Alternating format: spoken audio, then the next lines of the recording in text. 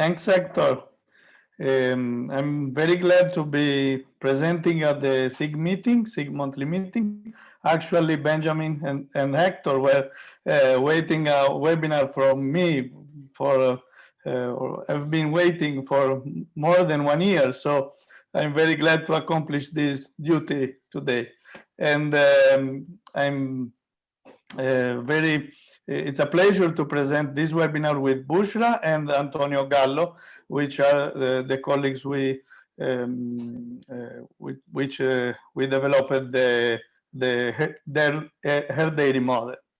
And so I'll start sharing my screen and present. So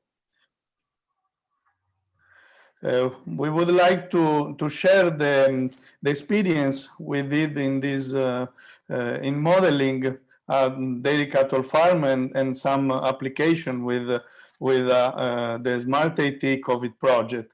I'll present the general modeling journey, and then Bushra will focus on model calibrations, and Antonio will present the project opportunities and implications also for future perspectives. Actually, when we think to a dairy farm model for dairy cow management, our question is what we should ask to a dairy model. Of course, we would like to have a model able to capture and manage the farm complexity and to predict future farm performance in terms of aerodynamics, animal performance, but also economic, environmental implications. So the point of view could be mainly managerial and as an engineering basis in terms of control of the system. We have in literature large examples of dairy farm models, either statics or dynamics, or with empirical or mechanistic approaches. We have several examples in literature. Even recently, the groups of Antonio also developed recently a crop herd model using linear programming, or other models are used in teaching, like the model from Calzamiglia, or in evaluation, economic evaluation of technical choice, like the stochastic and models from Cabrera or Albert de Vries, and also models with focus on environmental impact of dairy farms, which one of the most famous model has been the integrated farm system models developed by Alan Roth in the USDA. And also groups in Northern Europe developed models devoted to estimate environmental impacts. And also we have many examples from the system dynamics modelers related to range dynamics, like the model developed by Ben a few years ago, and the model recently developed by Hector and Dr. Tedeschi for the water footprint of and related to beef dynamics, or the model from Kelechi related also to territorial levels. But I think one of the most impressive effort could be related to the improvement of the USDA farm model, which is also Hector is participating in the modeling group with Krista Reed. So we can see in literature many approaches that can be from a modeling point of view, but also multiple objectives in terms of research or technical evaluation for extension purposes, or models for teaching. In our idea, the herd dairy model will be developed for like a model to be used at farm level, with 2 levels of application. One more generic for research, so the model should be enough generic to describe the farm process, complexity and to simulate management choice and economics in the future. But should be also flexible in order to adapt to specific farm diversity, fit farm data, and simulate possible scenarios indicated and pointed out by vets, nutritionists, or farmers. So system dynamics could be a very useful approach because we aim to involve in the future experts of domain, also farmers and technicians, in order to co-create the submodels with high level of experiential learning. Our journey in herd dairy modeling started with a farm visit we did with Antonio on July 2019, and we shared our idea with the farmer. Was the largest dairy farm in Italy, and we started writing down a mental model, our mental model, in a very detailed very detailed number of stocks and flow, describing almost a complete farm characteristics, especially in terms of stock and flows and loops. But it was not a model in which we could start playing with data or start developing simulation.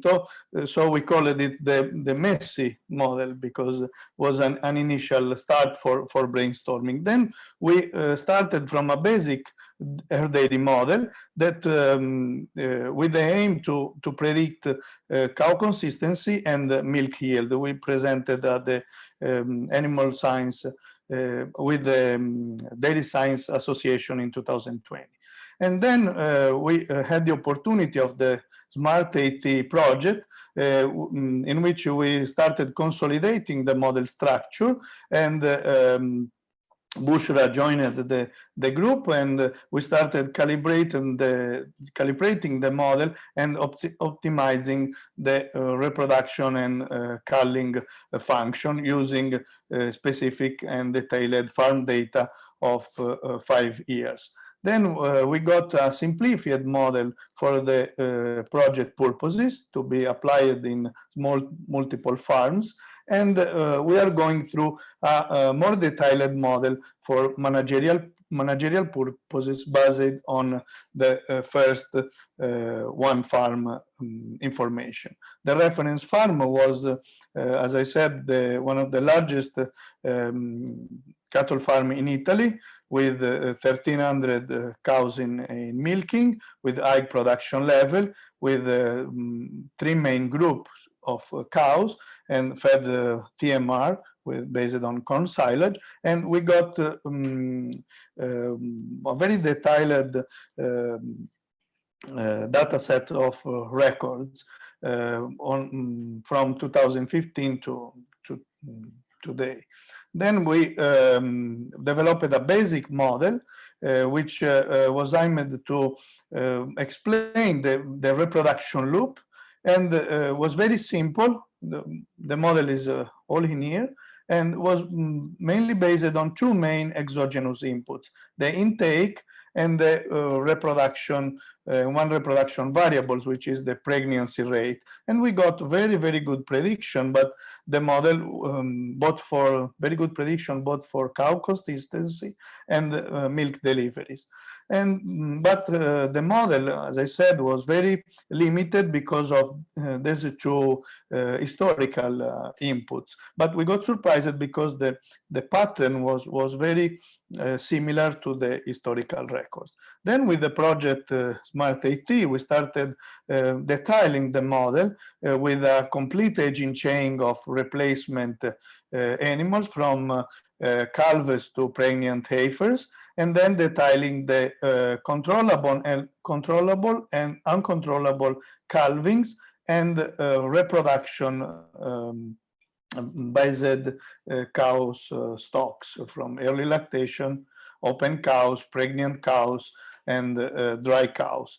And then we highlighted two main loops. This is a simplified version of the models on which calvings act on replacement, and also cullings can adjust replacement quota. So with those two loops, we can describe the farmer decision on the variation of herd size in terms of steady state of the herd, or increasing or decreasing. And then we adjusted the pregnancy rate and intake function with an optimized yearly function of the pregnancy rate and intake that could better, in which this average yearly function can better describe and calibrate the milk deliveries and cow consistency of the historical data. So we got in our opinion, satisfactory model prediction, even on monthly basis, and Busra will talk more about the calibration of these functions. And we got some opportunities also to show managerial examples or application of the model to the farm team. In particularly, we shared with the farmer the opportunity to increase or see the prediction of the farm sites until filling the capacity of the facilities in terms of cow comfort, so targeting overcrowding or space per cow in feed bank and resting areas, or also predicting the calvings or milk deliveries in the next 10 years. And then we went to further developments of the model, so replicating the lactating cow groups, both for primiparous and primiparous, so detailing the herd structure. And we started developing also some empirical submodels related to feed economics and income over feed cost and environmental application like greenhouse gas emission, but those are not within a with a system dynamic approach. And we kept the loop of the replacement quota in order to start thinking managerial actions in the farm. So this is as I said, the journey in the model development. I leave Busra to explain the experience with model calibration and applications. Thank you very much. Hector, if you can make me co-host. Sure thing. Just give me 1 second. Okay. All right, Busra, you should be the. Thank you very much.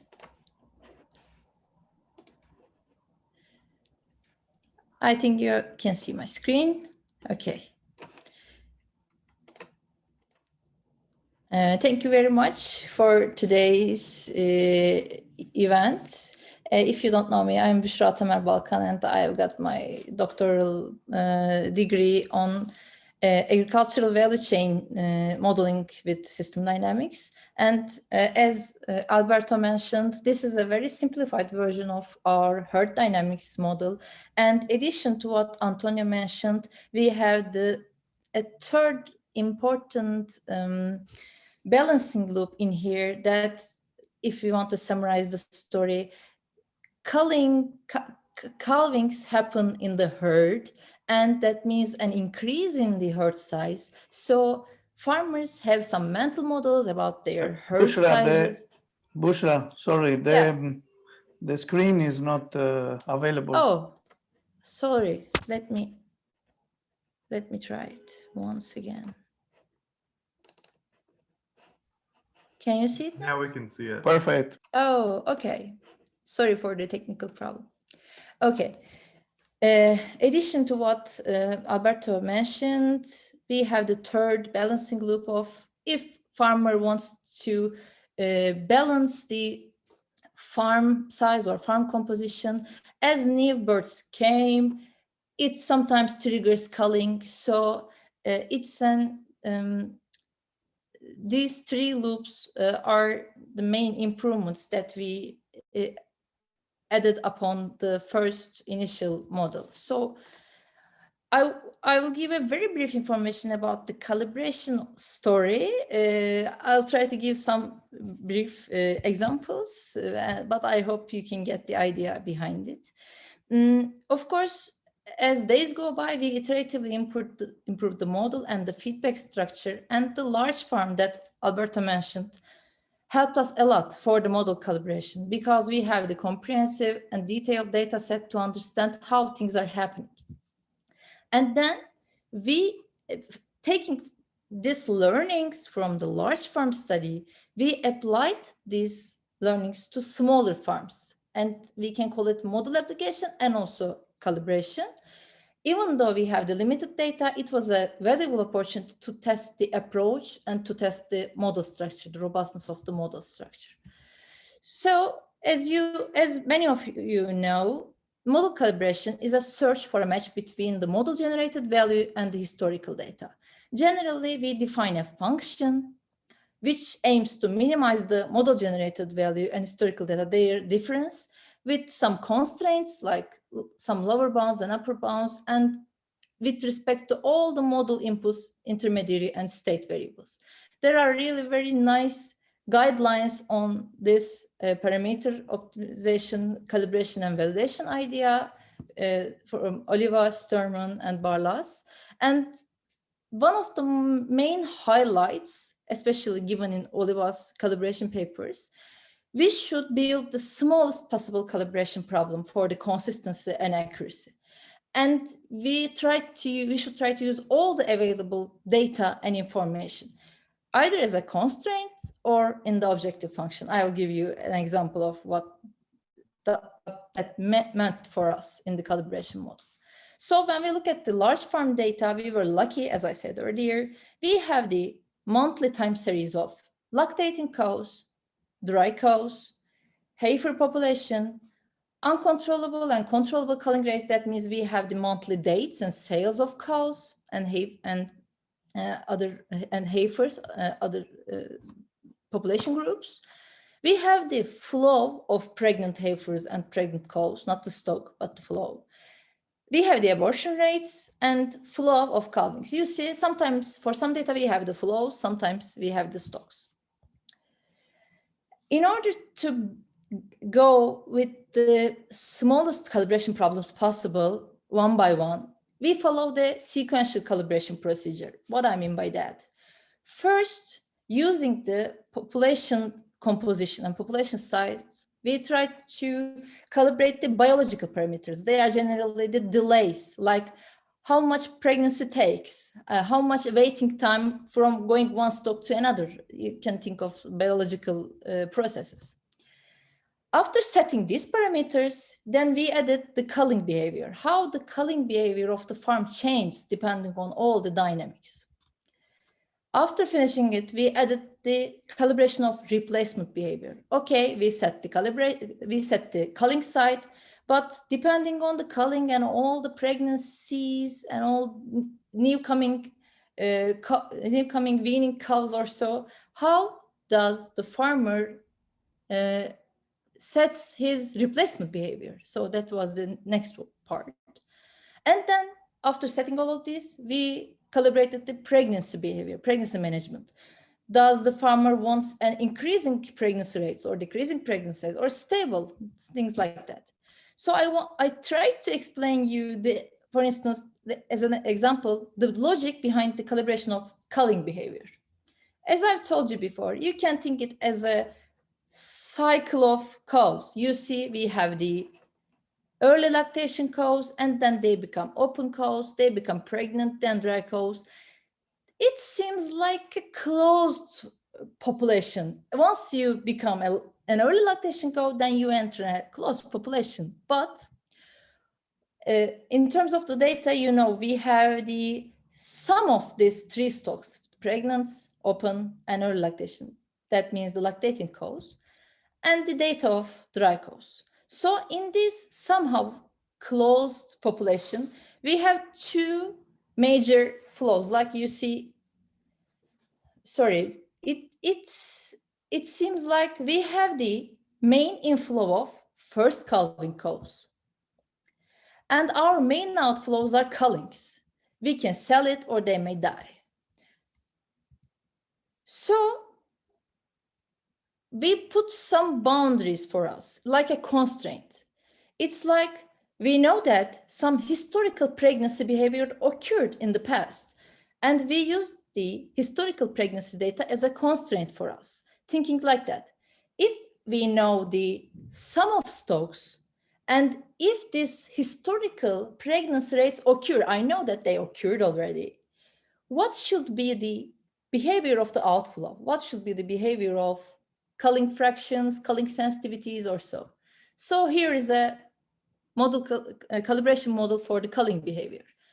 I'm trying to minimize the sum of squares in sum of lactating cows, dry cows, culling rates, and calving rates by adjusting the culling behavior, but I'm pushing myself in a smaller feasible region. I'm setting harder constraints for me, like these biological parameters occurred, this historical pregnancy behavior occurred, and other model equations exist. That means instead of using them as an easy path, I am using the inputs as a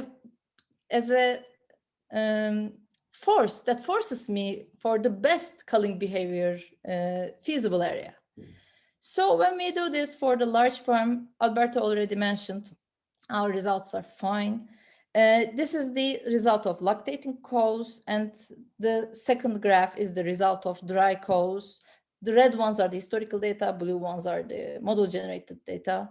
Similarly, first graph is the sum of calvings, the second one is the sum of cullings.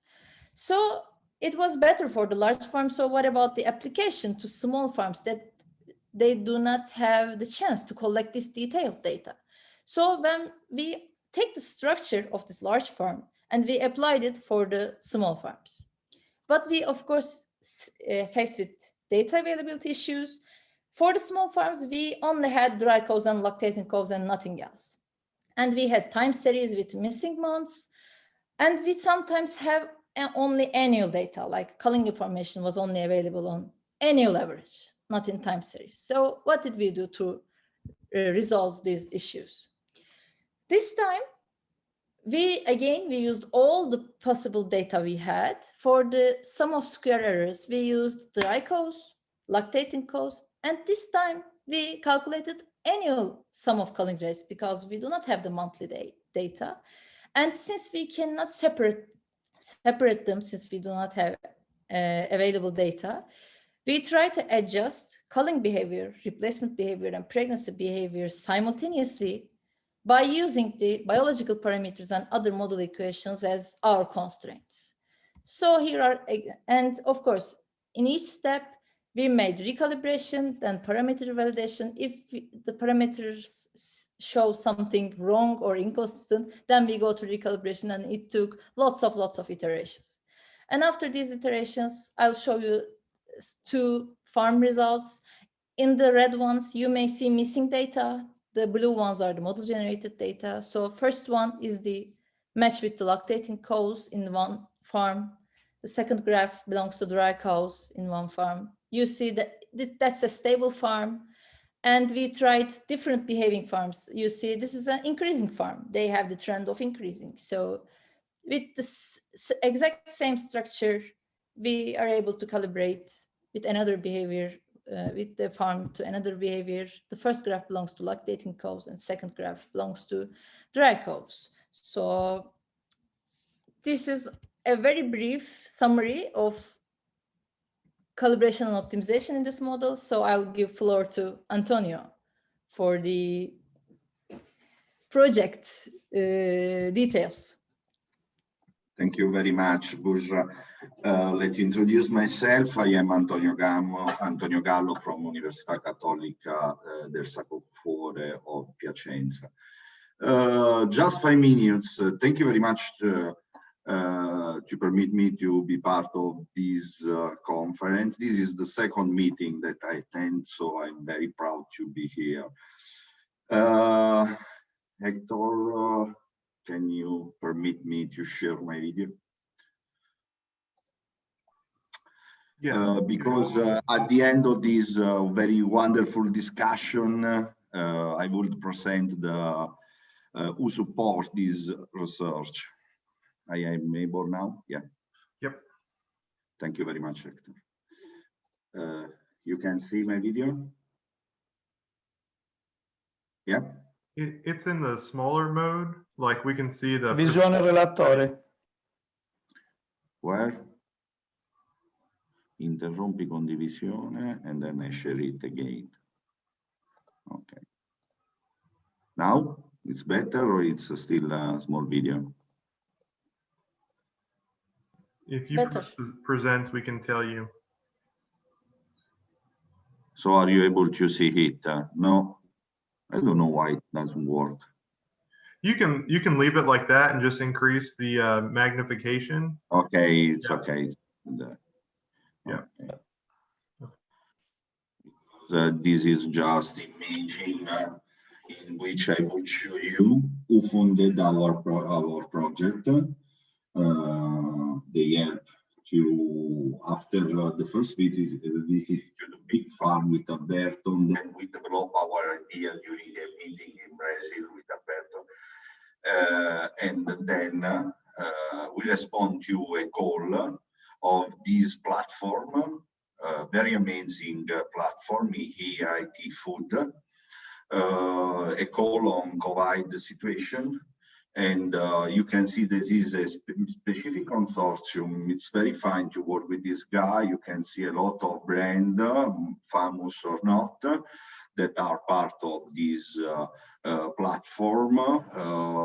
Anyways, an amazing way for me. This is my first experience to do this kind of project because they require a kind of product service that should be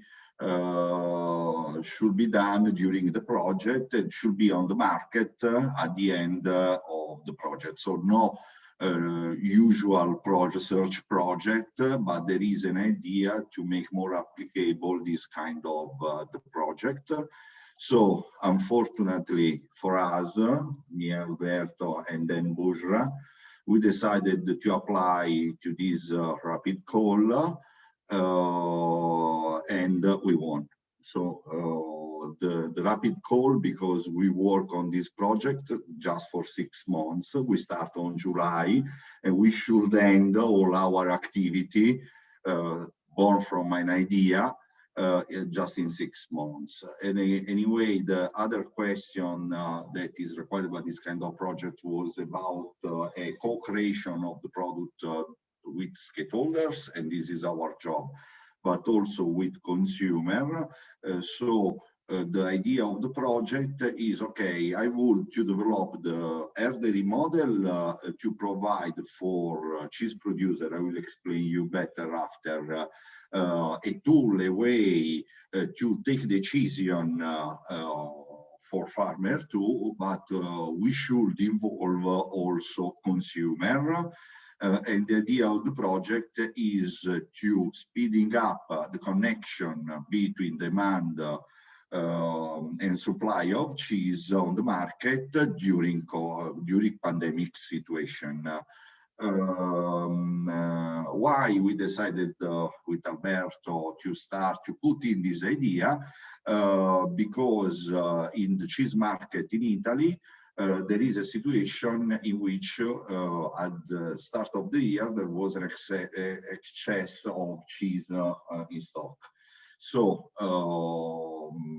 we decided that this could be a tool to drive decision of cheese factory with respect to dairy farm for production of milk, reduce, not reduce, because during the first months of the year, the cheese factory decided arbitrarily, without any driven decision, to reduce the production at the farm level by 10%.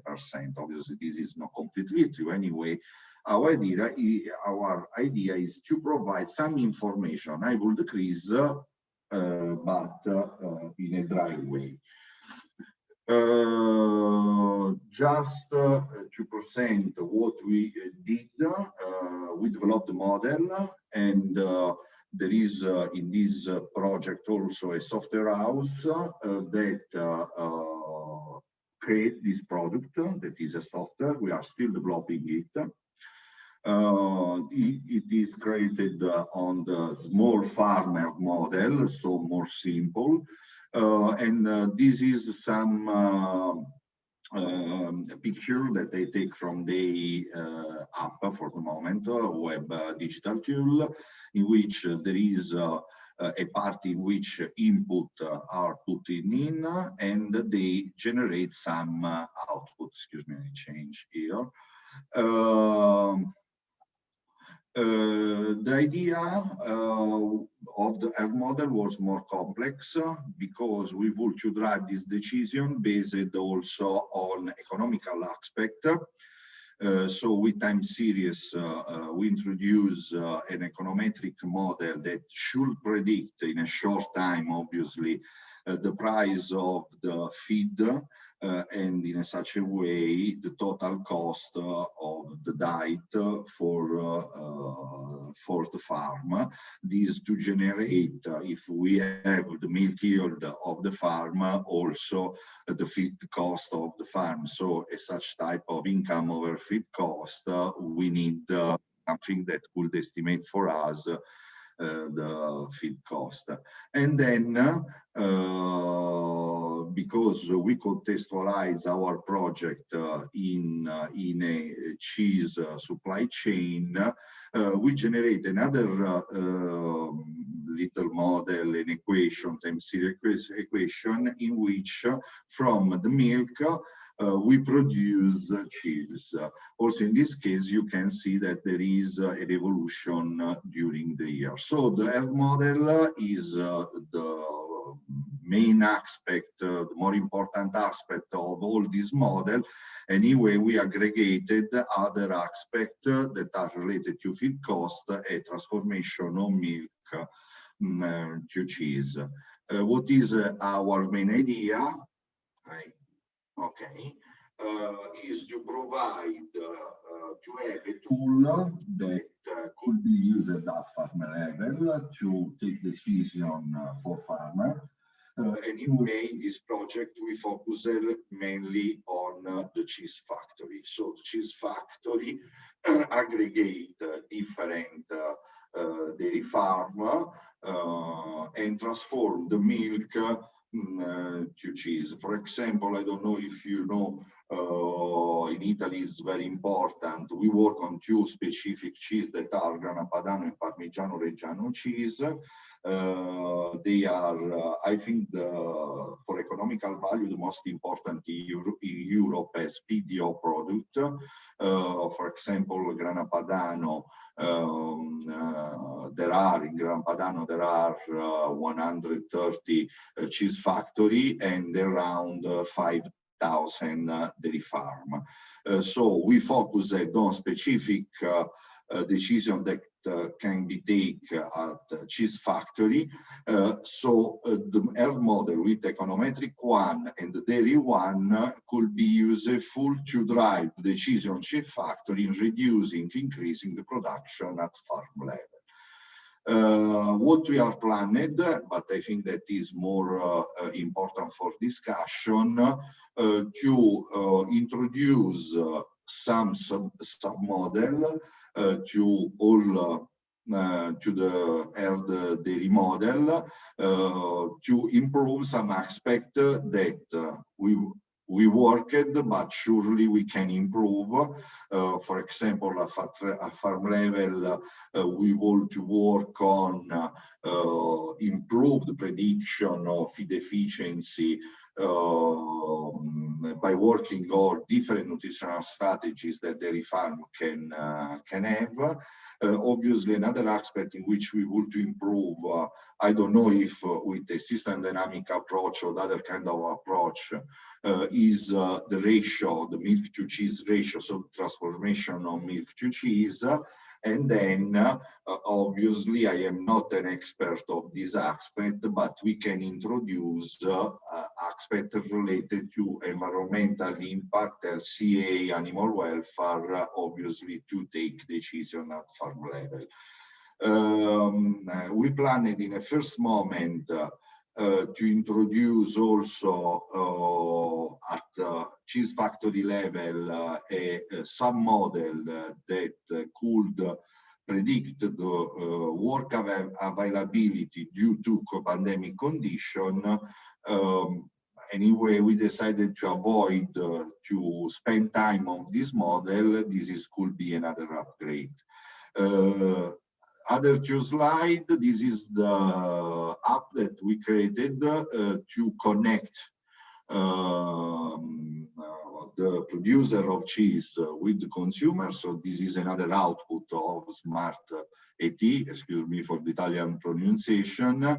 You can find all this information on the website that is dedicated to this project. You can put just Smart AT on Google. It should be the first one that, the first solution that you find.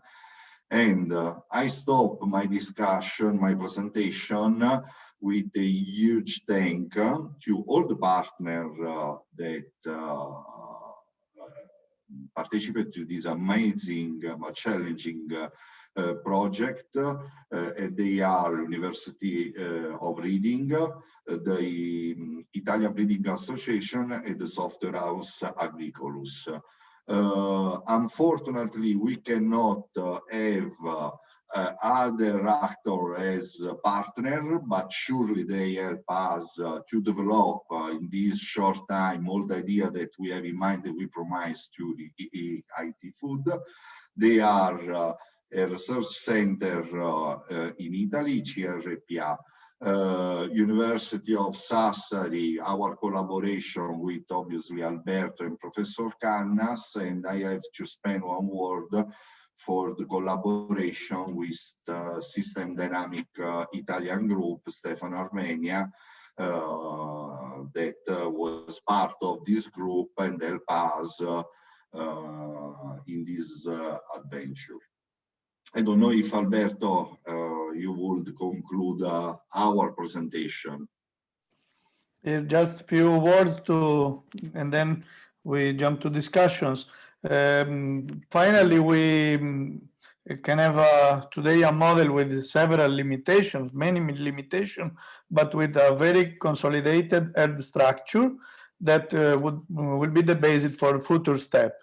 We already used the model in the Smart AT application, so we can have just small inputs from many farms and get prediction, just 1 month prediction, and get future just 1 month of data and get future prediction of 5-6 months. And then we have a basic hub for different submodels for environmental, economics, and etc. And everybody is welcome to give us suggestions or comments, and also to join the group.